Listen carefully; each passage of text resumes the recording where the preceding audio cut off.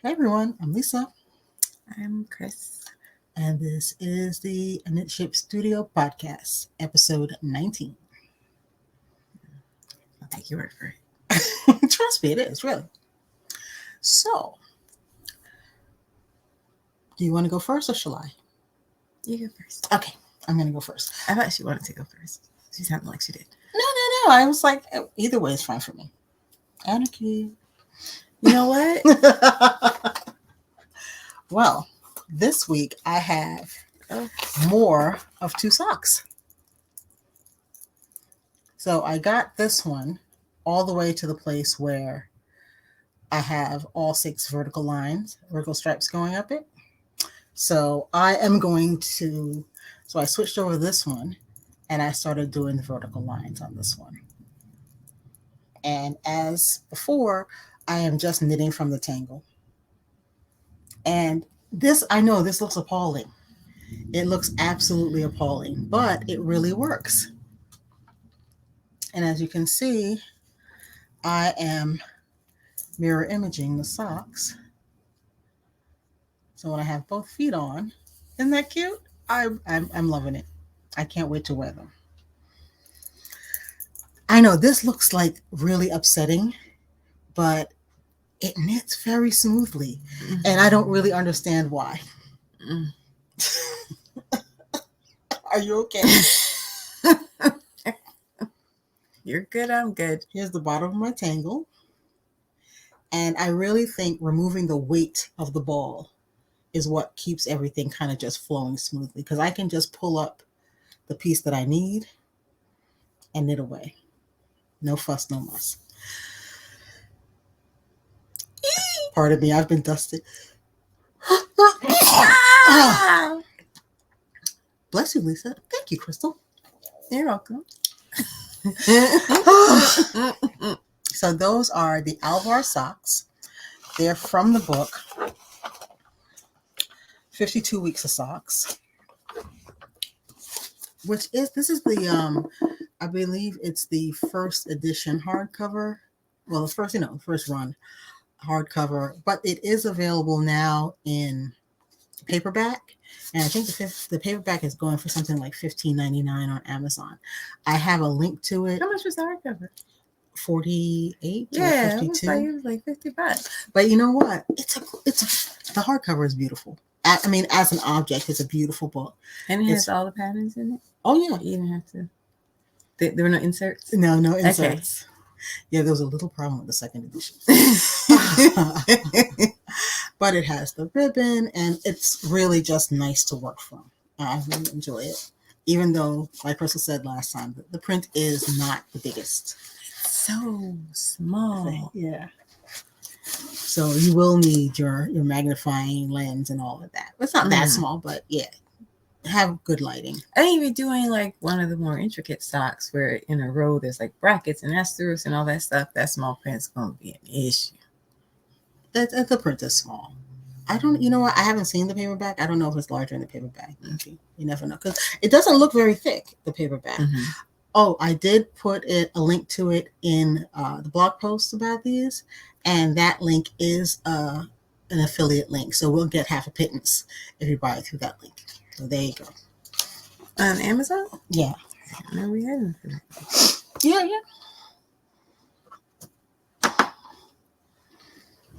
So that was my primary knitting for this week.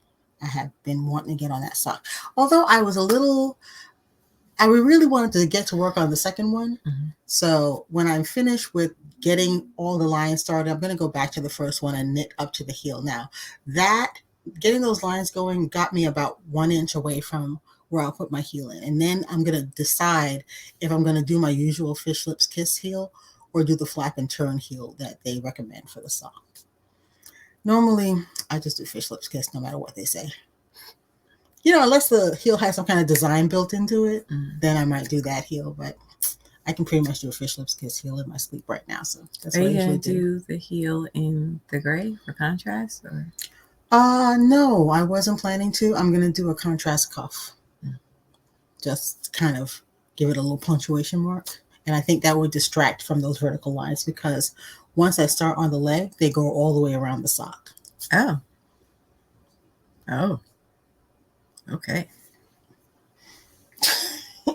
You don't have to make it sound like that. This sock just seems like intense No, with the color work. It's very soothing knitting, really. It really is. There's nothing in your loops. Yeah, I just pulled it out. Oh, I can't. But look, they're not going. Okay, so Crystal has a little bit of fear of dropping stitches in knitting. It is a full-on phobia. But here it is. I pulled the needle out because I realized I had disappeared one stitch. Why did you do it? my 10-stitch blanket had become temporarily a 9-stitch blanket. Oh. So I just pulled it out and I was just ripping out to where I had 10 stitches again. Now I'm just, if you take your stitches off your needle, just put them back on when you're ready. That's all you got to do. Okay. See, I'd be panicked and screaming and it's really not all of that. It's not like it's just going to keep running down until there are no stitches. And you just have a puddle of yarn at your feet. Yarn and tears. Oh, that's super sad. No yarn and tears. I can't do knitting. I can't. So what do you got this week, Chris? My yarn came from Denmark. Hallelujah. A Mohair. I'm so excited. So let me tell you what happened. So I'm like, I ordered from Hobie. In case you're not caught up. I'm making a sweater. It's Mohair and Angora lace held together. I ran out of my Mohair, and I had trouble finding this color that I'm using. I tried a bunch of different websites, and everybody had Mohair. Nobody had my color. And what exotic color was it? Winter white. I think the one I use they called it Snowflake, right? So I ended up ordering from Hobie Yarn. Now, I knew they were based in Scandinavia. I thought they had a U.S. warehouse that they might ship from, but no, the yarn I got an email from Post Nord saying, your package is on its way. So I had a bit of a wait. And as time went on, I work on one project at a time. So I was like, I'm not happy about the downtime, and my sweater is going on. I just needed to finish the second sleeve. As time goes on, I start telling myself it's never coming, and Hobie Yarns is a scam and it doesn't really exist. And I just gave random strangers my credit card number, right?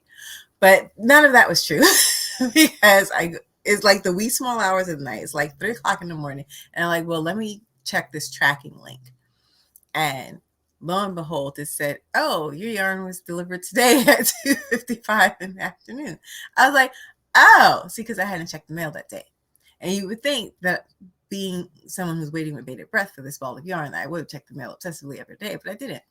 So it came that day. So I literally have to turn off the alarm in my house to go out and get the mail because it's like the middle of the night. So the very next day, so that was Monday night, Tuesday morning, wee small hours. So Tuesday, I immediately finished my second sleeve. The color was a good match. It's the same composition. It was 76-24 Mohair silk, because I've seen some that are 70-30. I didn't know if switching would make a difference, but I would have if I needed to, if I found the yarn in that color.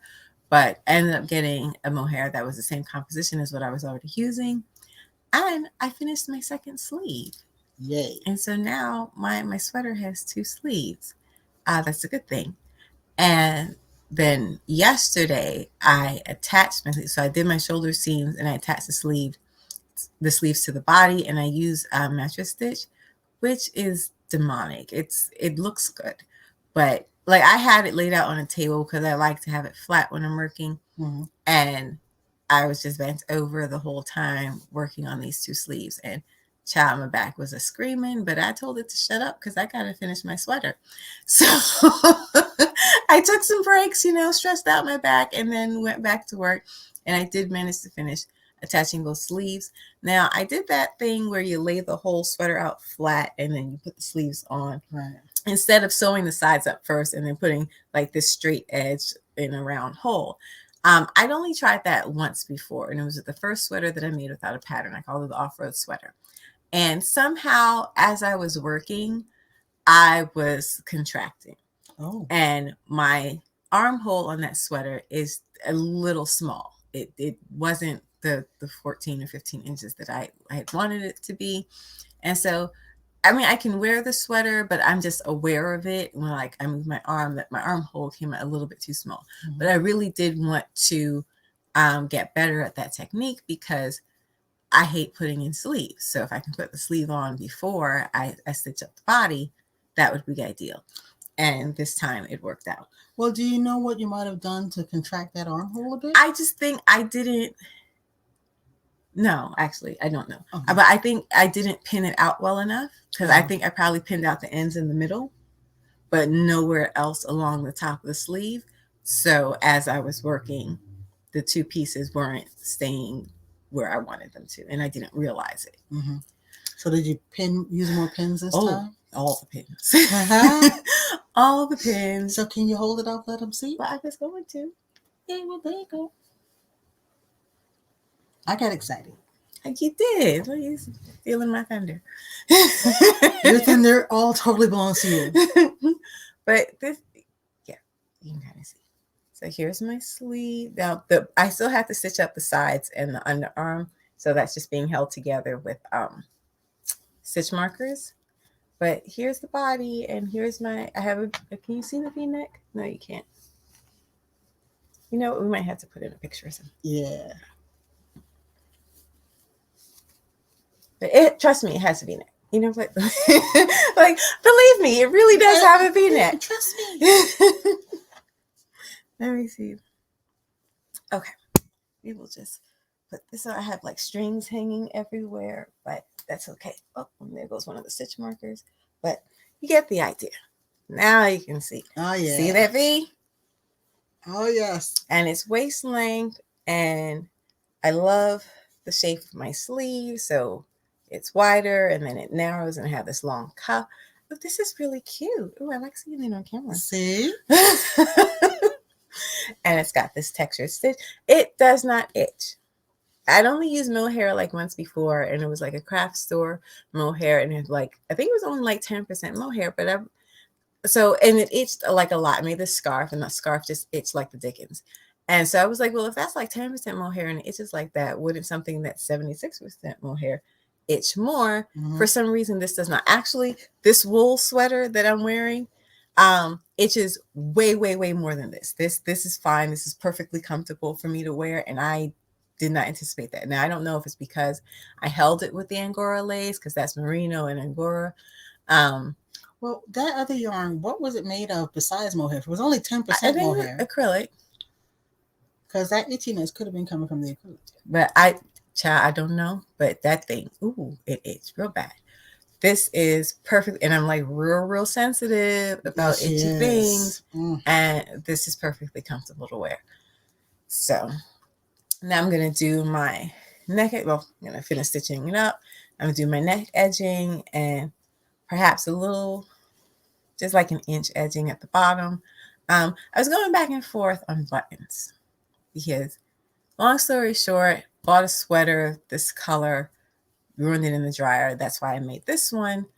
But I took measurements from a sweater I have in my closet. Now, the original sweater had no fasteners of any kind. The sweater I used for the basis of this does have buttons, and I've been going back and forth on buttons, but I really hate doing buttonholes. So I don't think I'm going to do buttons.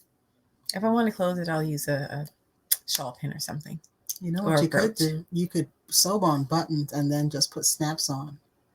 That way you don't have to do buttonholes. And you that's a lot of sewing though. Oh, ooh.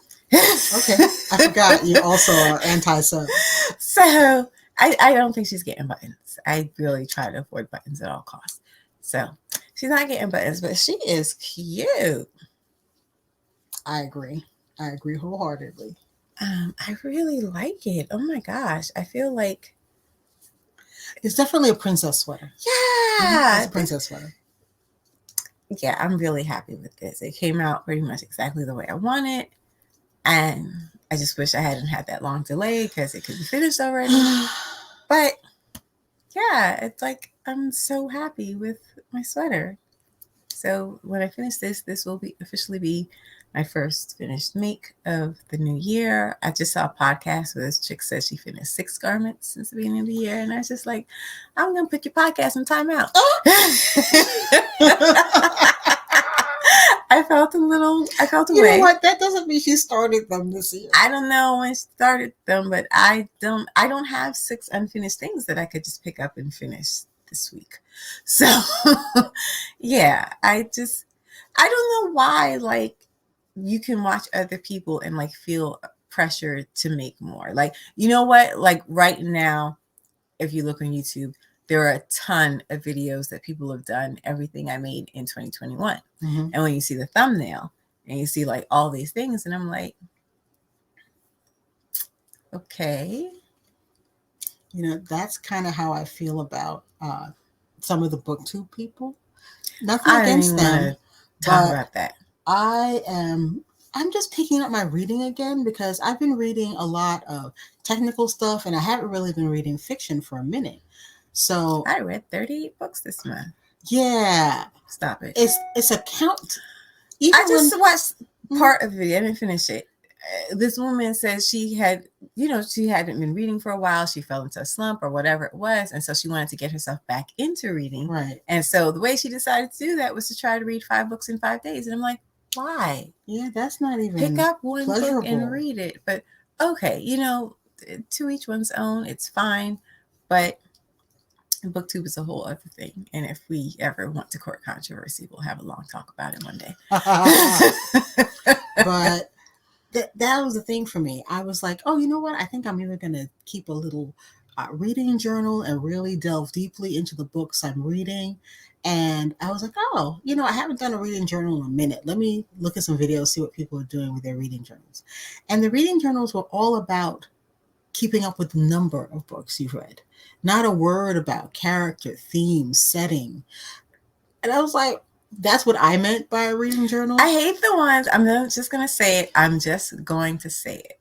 There are people who, like, in their bullet journal, they'll draw a picture of a bookshelf, and then they'll draw books on the shelf, and then each time they read a book, they write in the title of the book on the spine of the book on the bookshelf, and the picture in their bullet journal.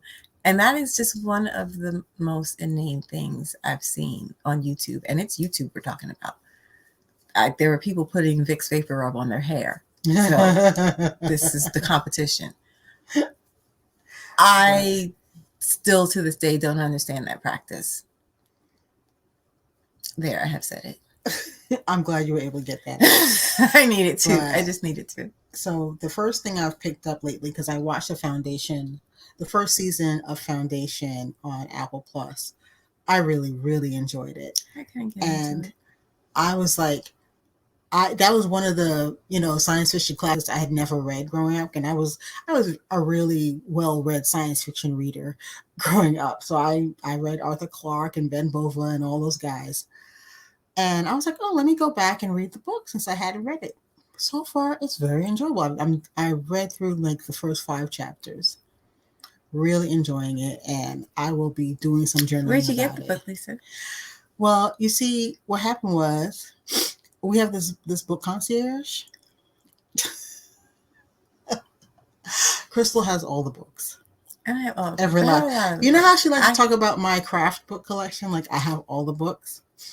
In fiction, Crystal has all the books. I try to keep a well-stocked library, and I was really very active.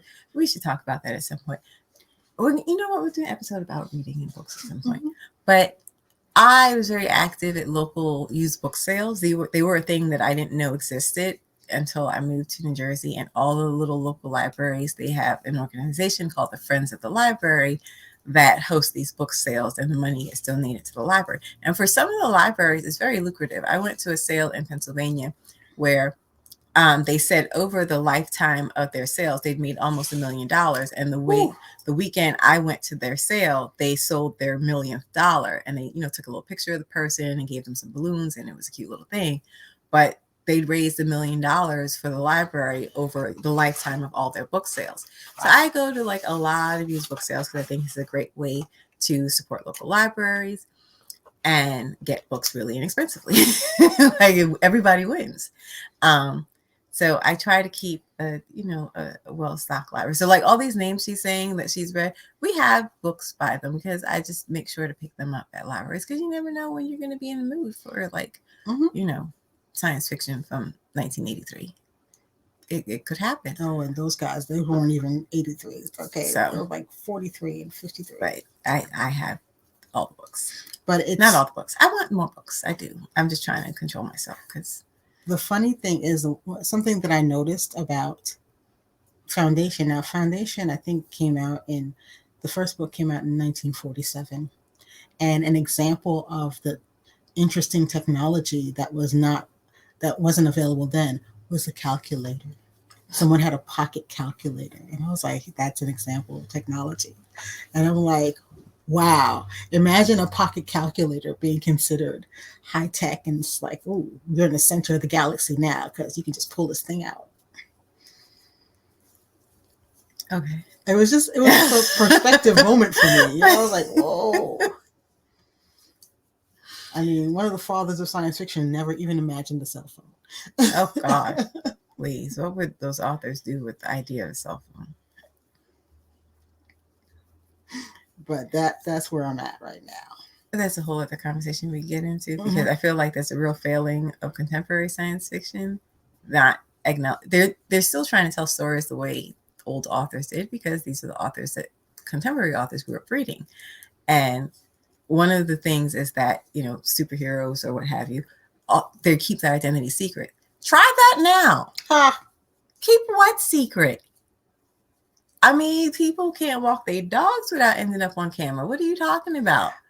Remember that winter that person that slipped and fell in their driveway and slid all the way to the driveway? Yeah. That was a video going all around the place. You can't slip and fall in your driveway now without not just your neighbors seeing it. I know my neighbors have gotten a couple of good laughs from me watering the lawn and getting wet because I can't water the lawn without getting wet. But the whole world saw that person slip in their driveway and slide all the way to the end of the driveway. And so it's all well and good, like if you have a book that was written before cell phones were invented. But if cell phones exist in the world in your story, you have to account for them. You have to stop pretending that they don't exist and that everyone in the world is not going to see all of these events take place. Because if you're standing in the middle of a street and somebody starts flying, you're going to whip out your phone. Sure and enough. So is everyone else. So, yeah. I just wish modern, contemporary authors would stop mimicking the old authors to that degree, right, and disappearing some of our contemporary technology. Incorporate these into your stories, and it just would make for better storytelling, I think. But that's just me. But we're talking about stitching. Oh, well, that was primarily what I worked on. I did get in some more rows on my shawl. The top is finally coming together. I'm going to show you. Oh, gosh. This shawl, I feel like we've been on a journey. We have been. But you know what? Everything doesn't have to happen fast. That's the other thing that is a little pet peeve for me, because you see the beginning of a project and then you see, that's why people who don't knit or crochet or sew think everything can happen so quickly. It doesn't. It's not quick at all. But think about this. I went from my shawl being this wide to now it's just this wide. So I'm going to be working to a point on this end that's probably going to be about, I don't know, 1 or 2 of these cells wide. But it is very enjoyable knitting. I have memorized what I need to do now, so I can just pick it up. I try to knit a whole motif now before I put it down again. And it's getting narrower. And that's what it's going to do. But I would love to hear from you guys what you think about that, because non-knitters and non-crocheters will always tell a story about how, oh, Aunt so-and-so could make whatever it was. It seemed like a week later, you'd have a new hat, or 2 days later, you'd have a new sweater. And they tell the same story about Aunt so-and-so who sewed. Oh, she could whip up anything. Oh, and I hate when they say whip up, because nothing is whipped up. Nothing. But here she is. This is Painting Honeycombs from Stephen West. embiggened with DK yarn instead of fingering.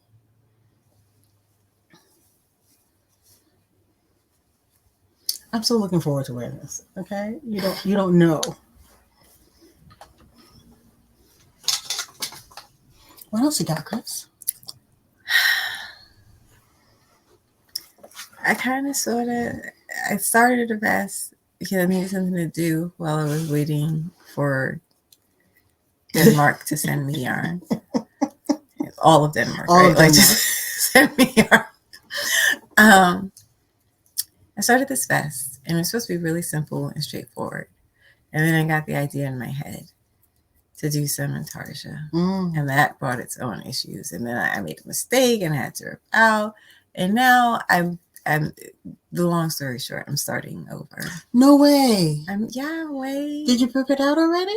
I didn't rip it out. I just got another skein and I'm starting, but I will, Can we see what you have so far? What happened? I didn't know about this. Oh my gosh. Here's the thing. So I did this color work section.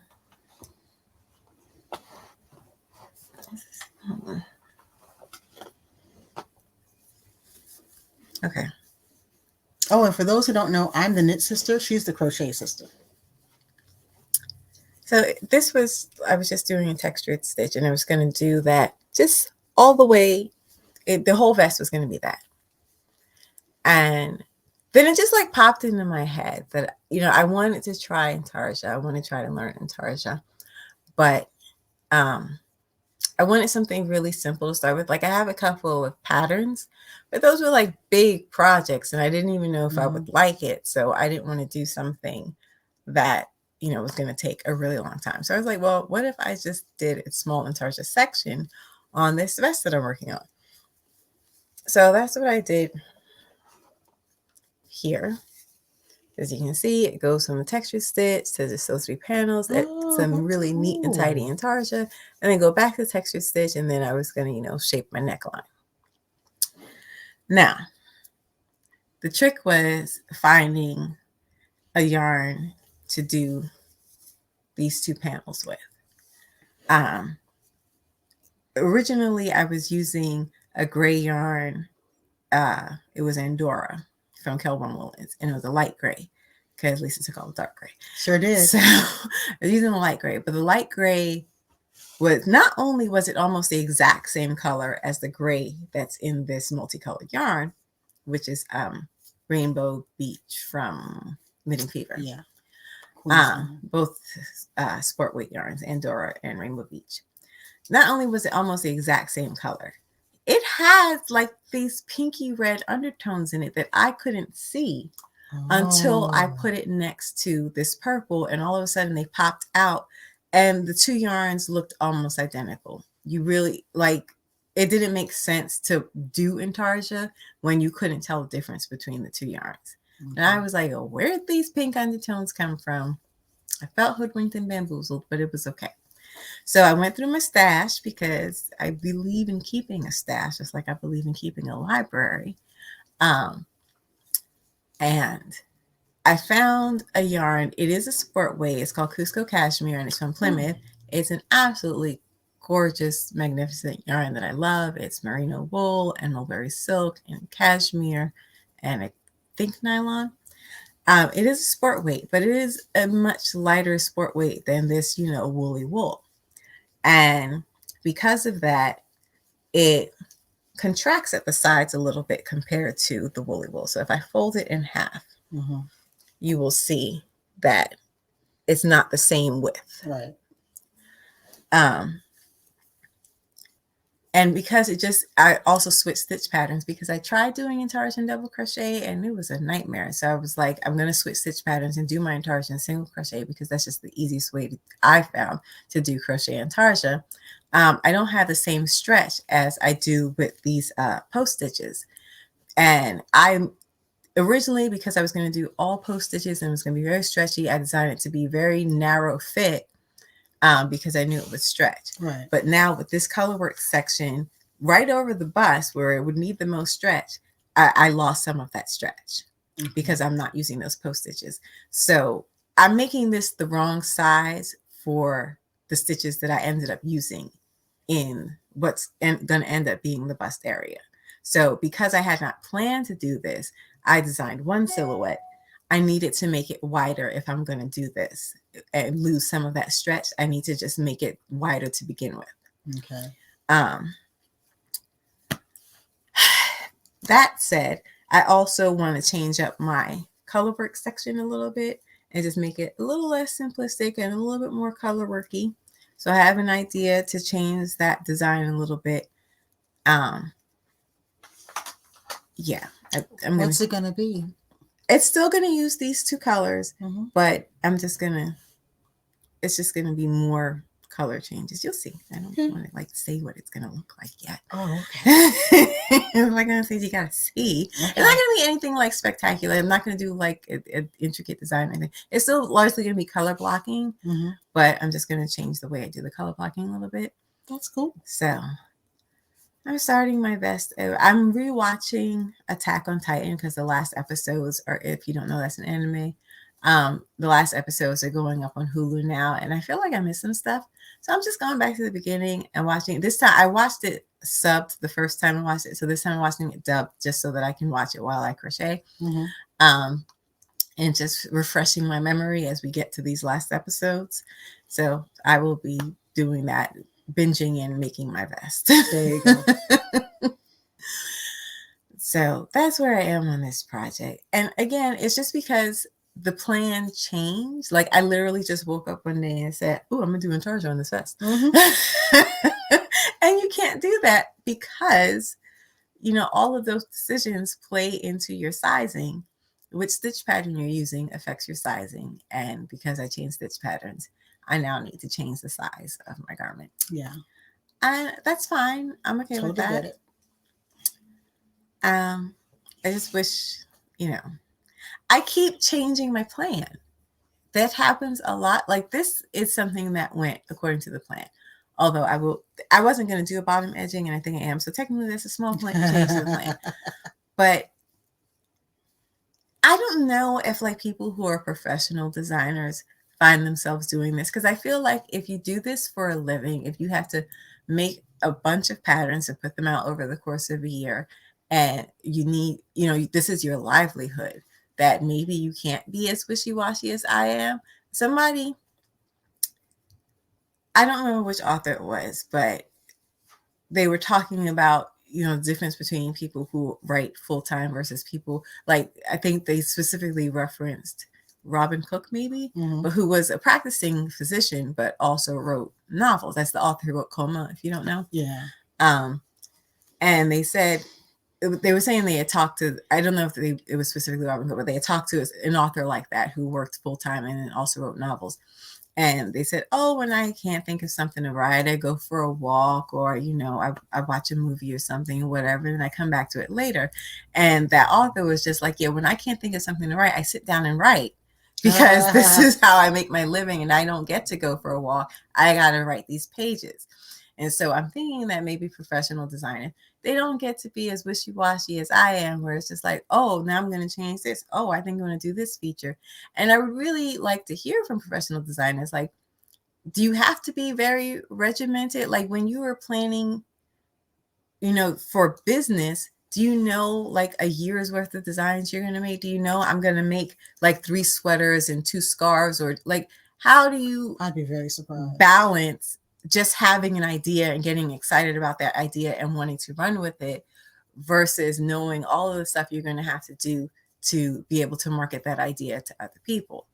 Because I feel like could I have gone back and forth like this if I was working to a deadline to sell, because the pattern would have to get to a tech editor and the pattern would have to go to my test crocheters and all of that. So is this the process? Am I like, is this what everyone does? They're constantly making these changes? Or am I just indulging myself because I'm not trying to sell these patterns? I don't know. The only designers I've seen, and that's the thing, designers don't really talk about their process. So you only see the finished object, and that drives me absolutely crazy. But just judging from some of the people who I do see, like You know how I can see when Stephen West has been on a tear? Because Painting Rainbows is part of a painting series he did where he was working through the same type of pattern over and over and over again. He made a hat, he made a scarf, he made a sweater, he made shawls. And I think we don't see everything they make and we don't see everything they do. We see the ones that they take all the way through, but I suspect they have rooms of swatches So I'm and like, sketches. I don't think I could do this. I couldn't sell patterns. I think you And could. not only am I incredibly horrifically disorganized, I'm really just bad at writing down all the information. I think that's the part that you I need changed training my in. mind so much because I'm making something to please me. Mhm. You know what I mean? And I get a new idea like, oh, I think I would like this better, or oh, wouldn't this be cute, or I want to try such and such, and I'm able to just like run with it. And I know there's just like a trial and error process when you're designing, regardless of what level you're at. You're just gonna do certain things over and over again till you figure out exactly how you want it. But in terms of like the design elements, it's like, how many times do you get to change your mind? How many times do you permit yourself to start over completely from scratch if you are trying to sell your patterns? I think it also works in the other direction because I know the knitting and crochet magazines put out a call for designs. So let's say you had this finished already. You could submit that finished. Well, yeah, that would be if it was finished. But I'm thinking about like independent designers, like Stephen West or Andrea Mowry, who are regulating their own schedule. They're not working on an editor's schedule. Yeah. If that you're how y'all doing that? I think you have to plan around how you work. If you change, it's not done yet. Because I literally just woke up one morning. I was just like, I'm gonna do Intarsia. Like, what is that? I have never done crochet Intarsia. What's the process like? I'm so curious about it. I didn't get to see you when you were actually doing the Intarsia part because it probably happened way after I went to sleep. But it was in the afternoon. It is really simple. I'm not sure. I don't know yet how I would do something that wasn't just like a regular geometric shape with Intarsia, because you leave the thread off at a certain point, right? And if you're not picking it up at that same point in the next row, I'm not exactly sure how that works, or if maybe it's preferable to do like fair isle or tapestry in those situations. But for just doing like, let's just talk about rectangles. If we're just doing a basic rectangle, just a drop in a color block in your work, you change the colors the same way you would change colors or change yarns at the end of the row. Okay. The technique is exactly the same. You start the stitch with one color and you finish the stitch with another color. The only thing so I already knew how to do that, which is why I kept thinking to myself, I should be able to pull off Intarsia. What was different for me was managing the 3 balls of yarn at the same time. Right. I did not like it. But, I got through it. It really wasn't a big deal. And so because I'd made a mistake the first time I did this, so this is my 3rd time. Sorry, I made a mistake the first time I did it, and I made a section that was supposed to be 8 inches, 12 inches, and I had to rip back. Don't ask me where I pulled the number 12 from. It just happened. So I had done the Intarsia section, and then I ripped it all out and did that Intarsia section again. And so at that point, I was working from Puddles of ripped out yarn. Oh, yes. And that was a nightmare because I had to keep untangling as I went. Now, they didn't get tangled up in each other because I was very careful about turning, but each individual color was that little puddle would get more and more tangled as I was working. But I got through it. It didn't like prevent me from working, but I I don't know what you do when you're doing a long color block in one color, because ideally you would like cut off the amount of string you need for just that one square, right? So say you're doing one square, you'd have enough string to just do that one square, and that's what would be on your bobbin, or that's what's hanging from the work, or whatever it is. That's impossible to really guesstimate. If you no, but if like say you did a swatch, and so you knew ahead of time, okay, a square this size takes this much yarn. Oh, okay. Because that's something that I would try to do. But if you need a lot of yarn, I don't see how you do it without having the whole ball attached. Well, I would still cut off like long sections and just tie them together and keep on going. Then you have a lot of ends. I would do magic knots and clip them short. I've never worked out that magic knot thing. Oh, I like them. I like them a lot. I'm sure it has a proper name. I'm sure there's like a proper name for that type of knot. But basically, when you do the magic knot, the two heads of the knots butt up against each other so that when you pull them, they keep tightening against each other. So you can cut the ends very short. I know. I've seen videos of people doing it. I've never tried a magic knot myself. Oh, but you got to try it. I like it. I don't know. Right now, the point being is right now I plan to work very small sections of intarsia at a time.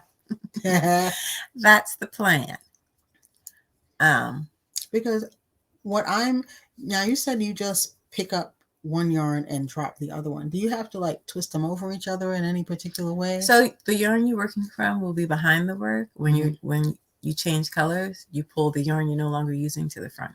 Okay, so there that twist does happen, because with knitted intarsia, all I do is I pick up the new yarn underneath the old yarn every time, and it just twist them together so I don't end up with a hole in my work. Because if I were just to drop this yarn and pick up that yarn, I'd have a gap.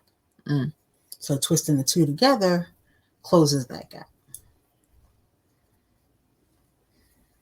And because you're doing color blocks, you're not really counting stitches. But if you were doing more intricate shapes, you'd end up counting stitches. You probably work from a chart. Well, that's where my vest is. Are you going to do the color blocking on the back too? Cool. But I'm glad you got that worked out. Hello. I could just do the color blocking on the front. I mean, I can't see the back when I'm wearing it. So who cares what's going on back there? And this texture is beautiful. I might just do the color blocking on the front now that I'm thinking about it. I intended to do it on the front and the back, but maybe I'll just spare myself that. But it'll change the width of... That's fine. Okay. The back. It's just something to keep in mind.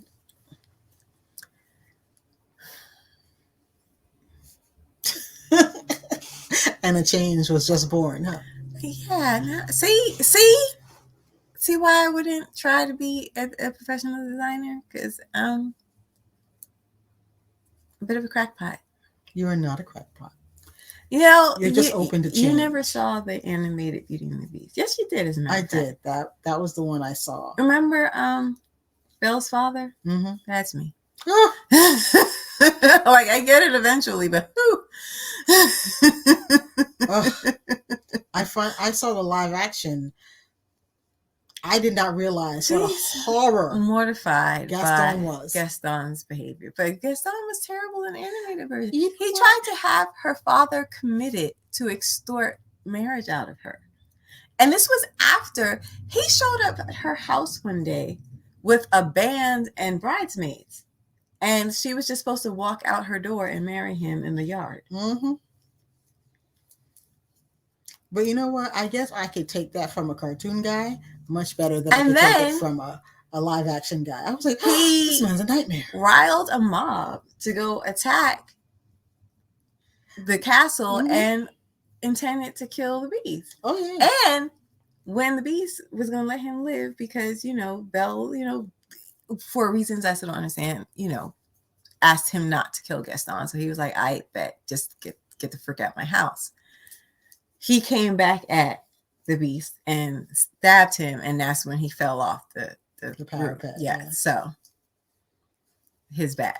But For real, was his bag. awful like the whole way through. He said, this is the animated version I'm talking about. Gaston was asked why he wanted to marry Belle because, you know, she was weird because she read and her father was crazy. And Gaston's answer was, she's the most beautiful girl in town. That makes her the best. And don't I deserve the best? Oh. So I'm not sure what you didn't know about Gaston from the cartoon. Where were you unclear? I don't know. He was bad in the cartoon, but he just seemed miles worse in the live action. I never watched the live action one because I'm philosophically opposed to these live action Disney films. But I know Gaston, so I'm not at all surprised. I was appalled. Absolutely appalled. Did he do other things besides that stuff? He tried to murder Belle's father. After having him committed? After trying to have him committed? He wasn't trying to have him committed anymore. He was just going to take him out to the woods and kill him. Okay, because, you know, back in the day, where they put people they thought were crazy were just horrific. So I feel like that was a terrible thing he tried to do to Belle's father. He's a rat. Okay. And I cheered when he fell off the best. No, you don't. I cheered when he fell off the parapet. And he threw her book in the mud. That alone. He should have lost some fingers behind that. I think so. Because we do not put books in the mud. No, we don't. Okay, that got weird.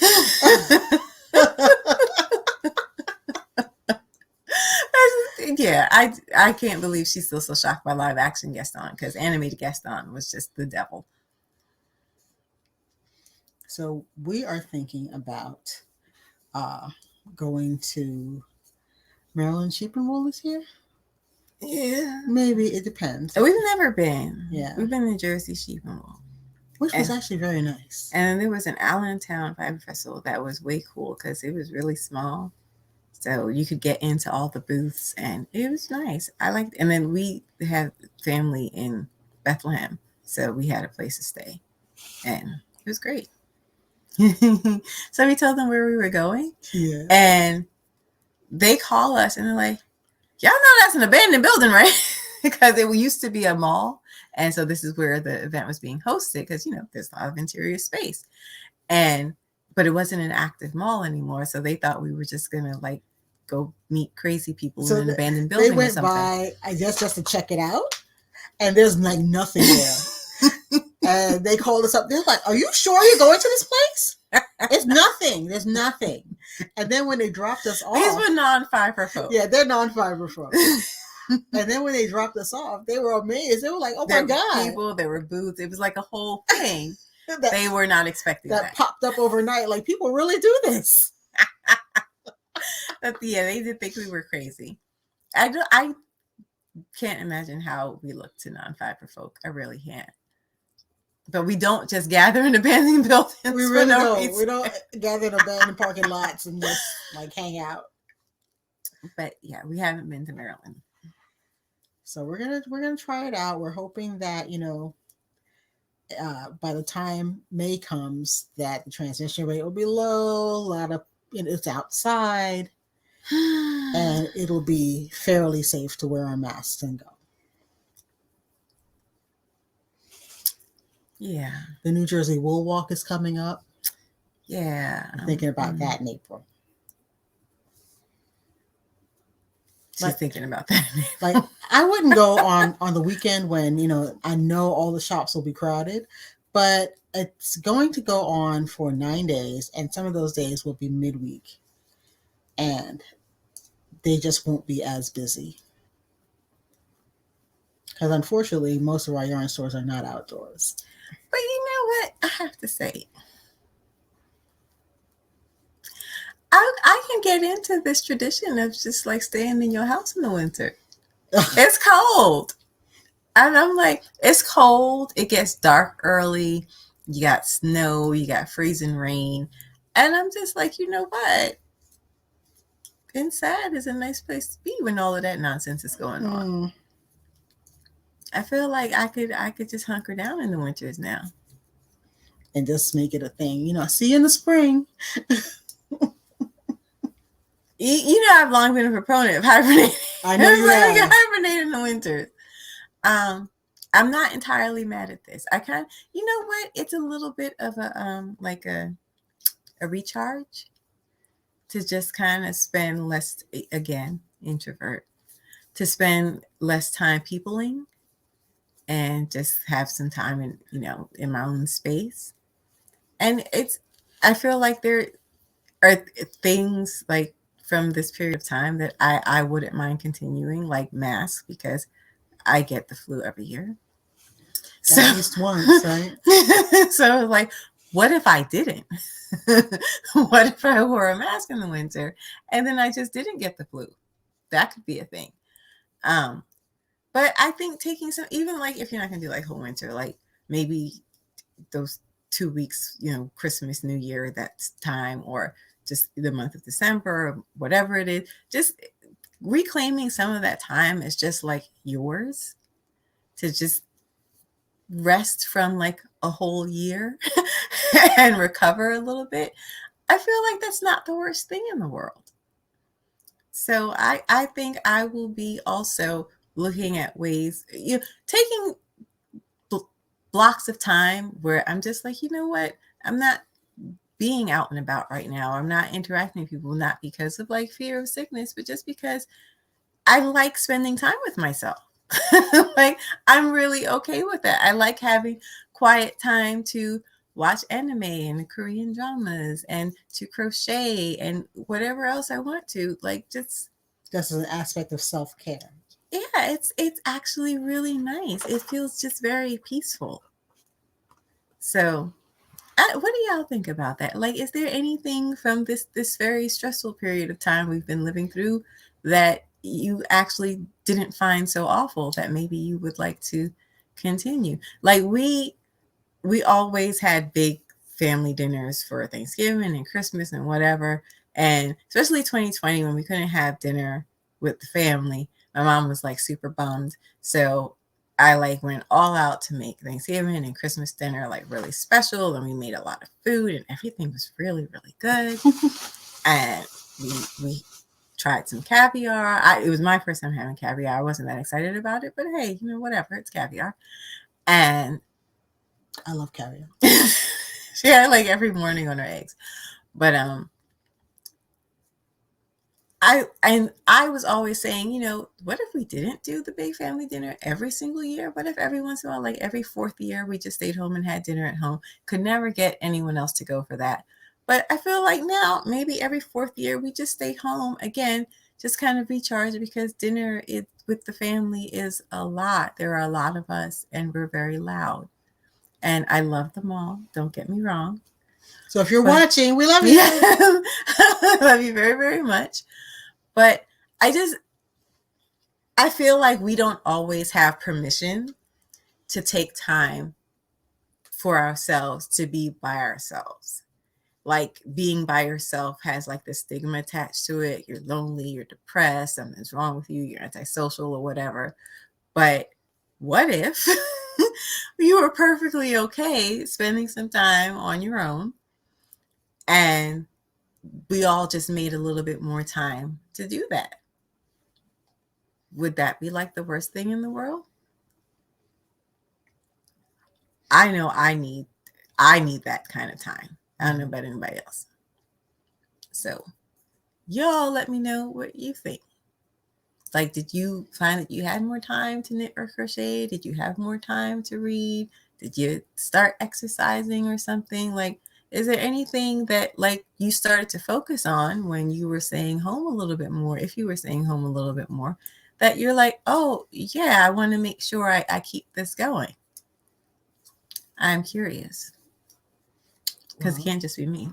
The one thing that I'm going to keep from this period is masking during cold and flu season, because it's been great. Now, you guys don't realize this, but I have terrible allergies and I'm allergic to everything. I have indoor allergies, I have outdoor allergies, grasses, trees, pollens, and indoors any kind of dust, cats, anything like that, I have upper respiratory symptoms. So not having, and when you have a cold or the flu, your allergies still plague you. So you can have both things going on. She at the see same bronchitis time. every year. Yeah, I used to have bronchitis every single year. Sometimes twice a year. Oh, it was awful. Yeah, and I could be quite sick for a couple of weeks. But the last 2 years, I haven't had a single case of bronchitis. No flu. No colds. And no colds. Still allergies, though. Yeah. The allergies never Nothing quit. we can do about that. They never take a break. So that's something I'm going to keep doing going forward because it works. And I'm like, okay. And I've become way more aware of my hand washing. I think we all have. Way more. And I don't think my hands have ever been cleaner. I don't think they have. So I'm gonna keep that. And why not avoid having the flu every year? Because I would get it every year too. So I think that's a good question. Is there anything you started doing or learned during this period that you're going to keep doing just because it worked for you?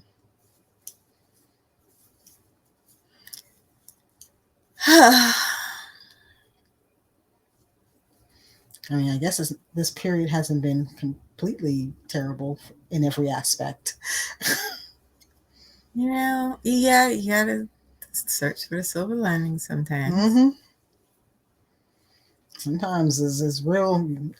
The search is very long and hard, but yeah, there are some silver linings.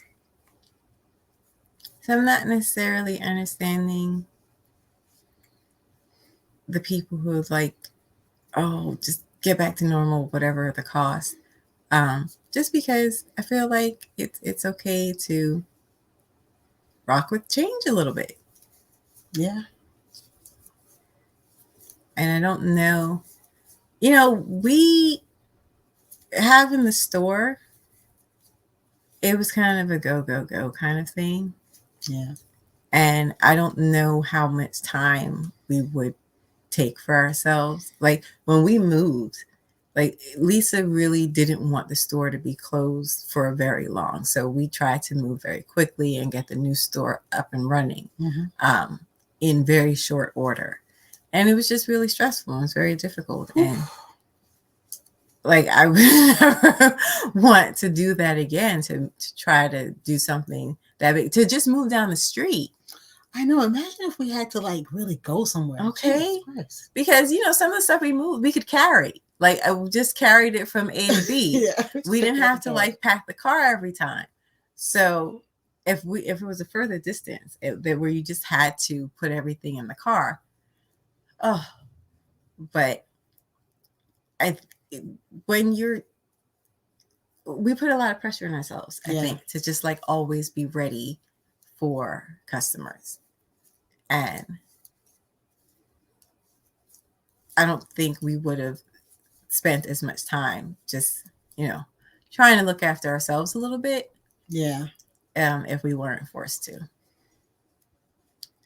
Definitely like we wouldn't have gotten as serious about the podcast and, making sure we get that out every week. There wasn't time for all of that. I mean, really. I mean, I wasn't even doing any personal knitting really because what knitting time I had to be devoted to making samples or whatnot. So, and it's not like, don't get me wrong, I'm not saying the pandemic was a good thing of any kind. No, no. If I could wave a wand and have undone it, then yes, I would definitely do that. But you have to deal with what is. Yeah. And each person is just confronting this in the best way they know how. And so for us, we're just, fortunate to not have suffered any personal losses during this time. And we've been able to just, focus on make ourselves priorities for a little while in a way that, you don't always get to do. So it just shouldn't take a pandemic for us to do that. Yeah. So what I'm thinking is that going forward, hopefully as circumstances improve, we will still take this lesson and learn to, prioritize ourselves and give ourselves time to decompress as needed. Yeah. Going forward. Because I don't need to point fingers here, but she especially doesn't realize when she's getting real stressed and about to blow. Sometimes, like, you have to tell her, like, hold up, wait, take a break, take today off. You know what I mean? Because she just wants to be productive. So hopefully I will admit sometimes I am part of the cult of productivity. And especially, it can be almost worse when you're working for yourself. Yeah, because you have to give yourself permission to stop and not be working. Yeah. So, because child, when you was working for someone else, she was very liberal with her lunch hour. Anyway. So, the stories we could tell. But I think if there is a lesson that we learned, is that, you gotta prioritize yourself. And it's easy to say. It's much easier to say than it is to do.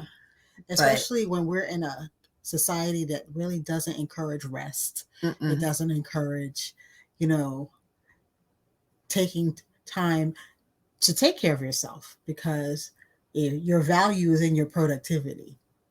And if you're taking time to rest so that you can be productive later, somehow it's wrong. That's why we have jobs where there's no sick time, or we don't, or sick time is very limited. Mandatory overtime. Yeah. So, I don't know. It's just, I guess as we start, talking about going places, I was thinking about that like, I don't want to go like all the places. Yeah. I used to go to book sales like it was my job. And I feel like I can just pick and choose a little bit more now. Yeah. And still like have some of that time that's just for me. And that's just something I want to do going forward. You got anything else? Nope, me neither. I got in some rows on my blanket, so yay. Thank you guys for joining us today, and we will see you guys next week. Take good care of yourselves. Stitching. So can I say stay stitching too now? That's my thing. Oh, she's so stingy with that. Bye-bye.